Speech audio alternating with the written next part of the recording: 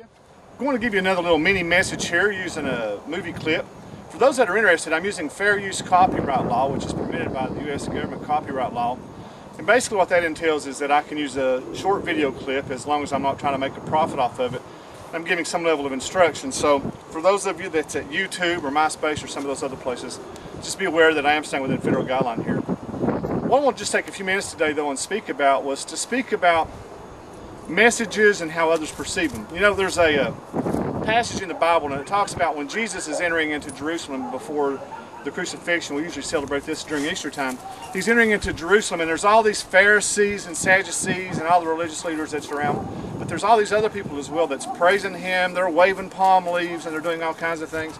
And the Pharisees and the Sadducees, the religious leaders, they say to Jesus, hey, why don't you shut these people up? Don't you hear what they're saying, what they're doing? And Jesus comes out and he says, do you know that if they were to be quiet, that even the stones would raise up and declare my praise? Well, I believe that that's an indication that sometimes God finds ways, and I believe that it's a literal aspect as well. Sometimes God finds ways to have others bring praise and recognition to His Son, Jesus Christ. And I think there's plenty of examples of that. You know, a lot of times we can look at that, we can think of unlikely places. We wouldn't think that rocks would declare His praise. But then on the flip side of that, neither would we express or would we think that a donkey would start talking to a man, but we see that as an example in the Bible as well. There's all kinds of other passages and scriptures that allude to that and show that God will be praised no matter what we do. Well, today I'm going to show you a video clip that some people are going to have some issues with, especially a lot of the super religious, the extreme fundamentalists, and the super proud Christians are going to have some issues with this.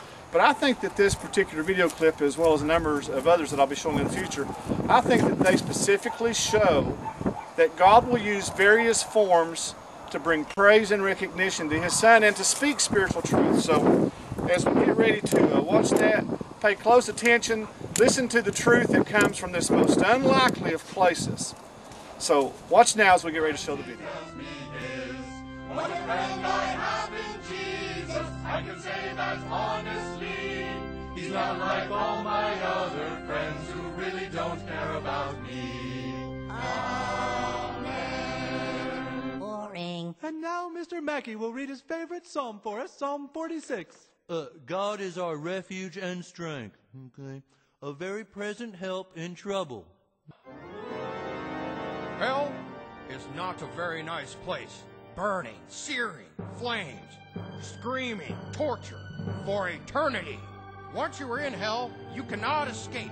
You live forever in horrible pain, in burning agony. All sinners are there in misery, dying over and over and over. If you be cast down into this black bog of stench, then woe is thou, for Satan has made it the most miserable place in the universe.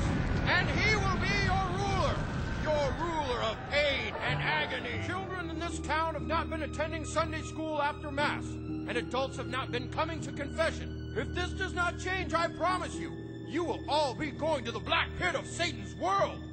That is all. Peace be with you. Well, that was quite an uplifting sermon. Yeah. Mom, we're staying for Sunday school. What? We have to go to Sunday school so we don't burn. Yeah, I'll see you later, man. Anything of be kind of spiritual significance from South Park.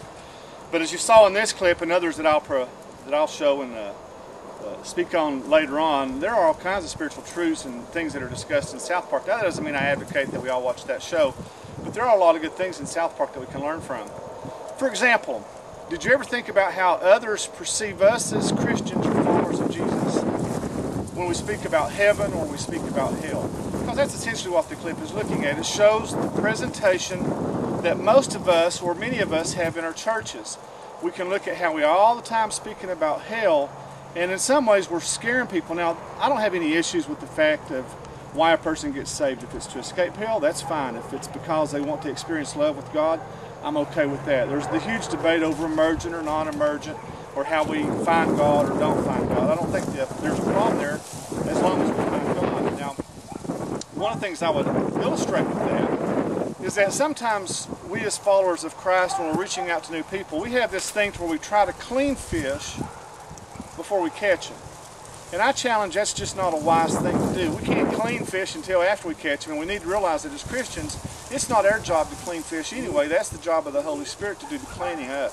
Our job is to love no matter what the person's going through, no matter what they've done, no matter what types of life they're leading. God will do His job and reach that person and touch them. Now, here's the thing I want you to think about as we speak to others and share our lives with others, because that is the job in part of the church. Jesus said, I came to seek and save the lost, and I challenge that if we are to be like Jesus, we should be concerned about those individuals who don't know Him and find ways to adequately share His love with them.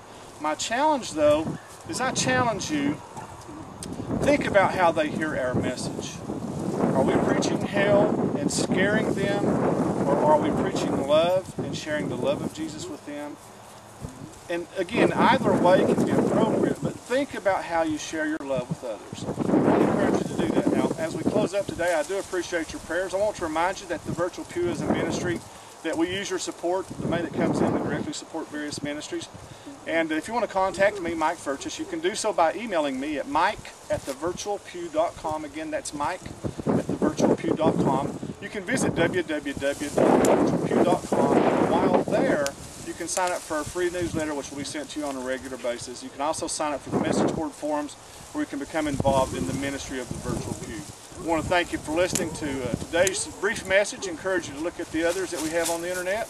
God bless you. Have a great day. And thanks again for visiting the Virtual Pew.